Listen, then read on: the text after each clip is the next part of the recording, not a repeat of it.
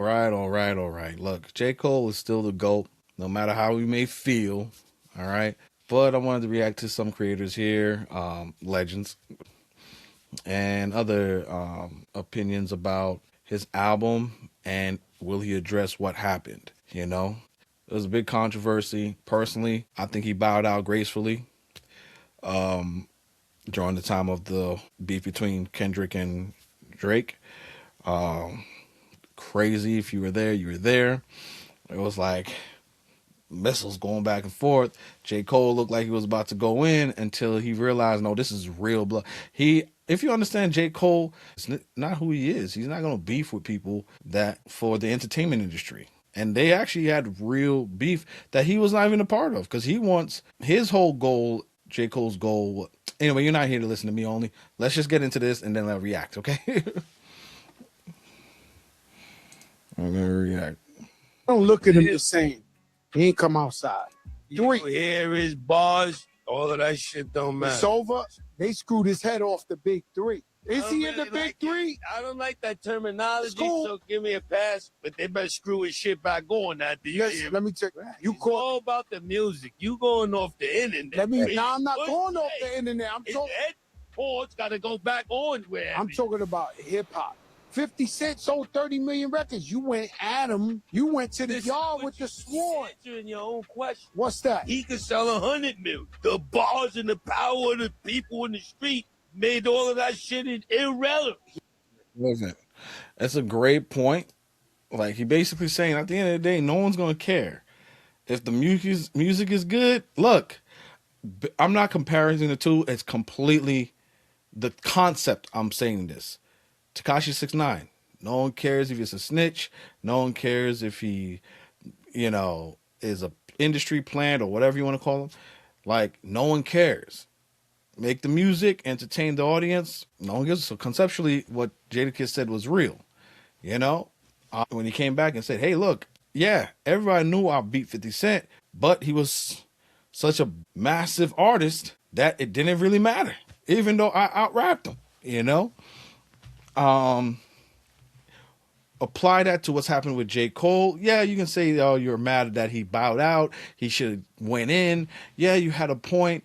But again, like he was going in, rapping that he was the best. And then when the opportunity came, but it wasn't a genuine, I don't think he always said he doesn't want to beef people. He said in his song, if he beef with somebody, it's got to be legit. It's got to be real issues. He never had issues with Kendrick or Drake. He never had that. Ever since he grew up, he looked at it. He said it when he was on the come up, people wanted to pit him against each other. And he said it in many of his songs that, no, those are my peers. I respect them both. I want to be cool with all of them. You are not listening to his track in Middle Child. They act like two legends cannot coexist.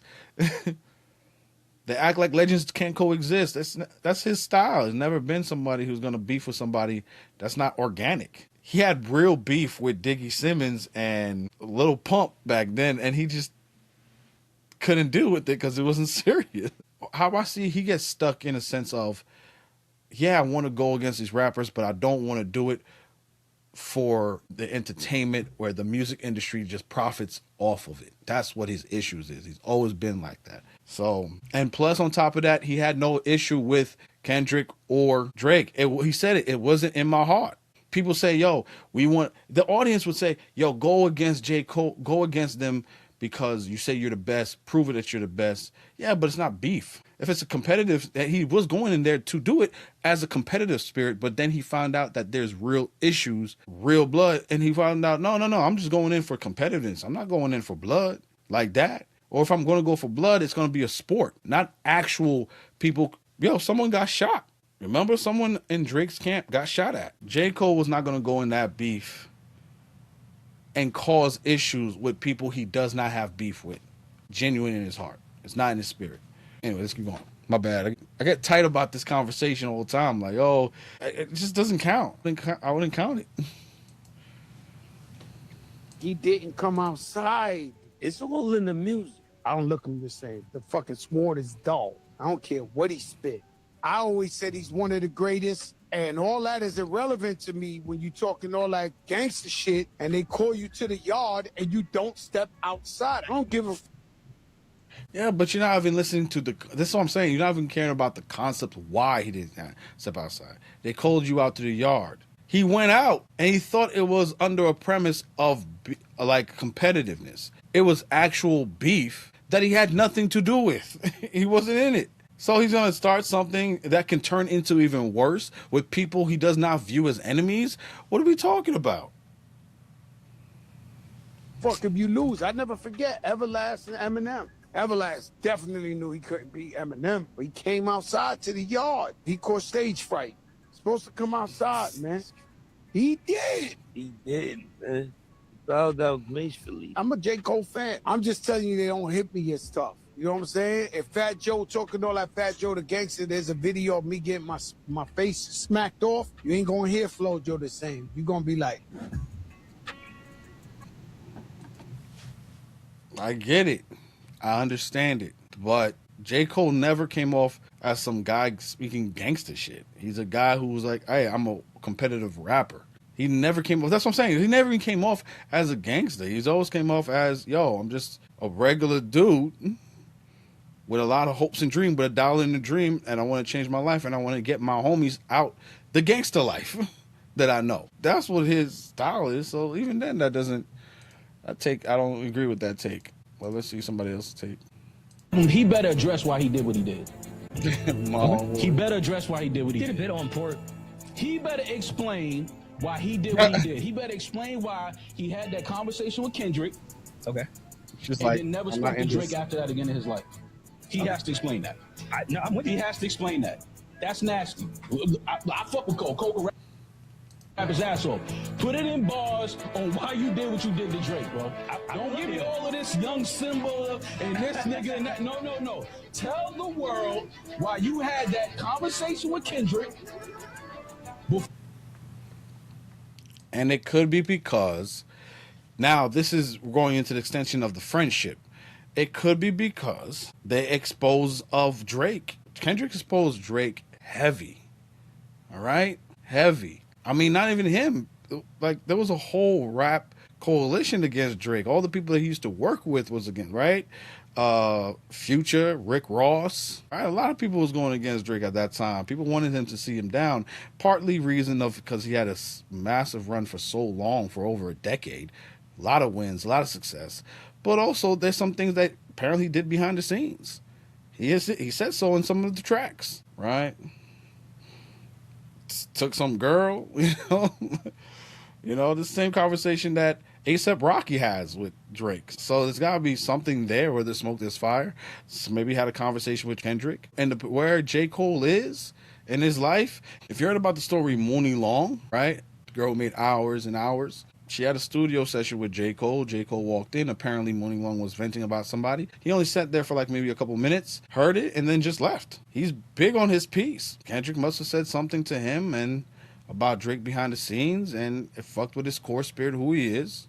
I think he actually knew Kendrick longer than Drake. Okay?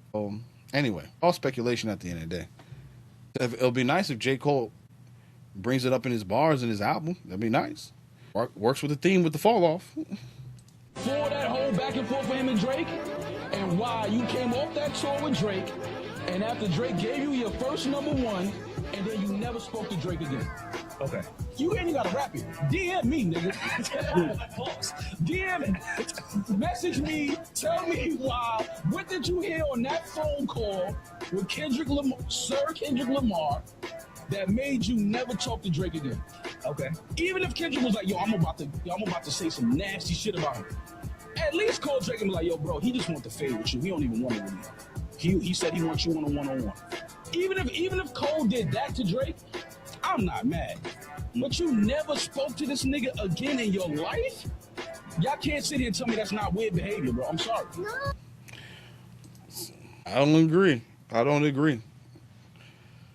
Like I said, but Malls really rides heavy for Drake, so bias lens could be looking at in the concept of the friendship or the connection, not the fact that he don't think that J. Cole is a phenomenal rapper. But you ride who you ride with, I don't know. Anyway, I want to know what y'all think. Comment below. Does J. Cole need to address what happens? Do you think J. Cole is still top 3 best rapper alive in his generation? Or do you think he should just, whatever, he whack, never rap again? Do you even want to even hear the album? Do you even care if he addresses in the album or not? The situation between him, Drake, and Kendrick. Let me know. Comment below. Like and subscribe. For me, it goes a long way. I appreciate it. Thank you for listening to my conversations, my thoughts. I got more videos for you on the way.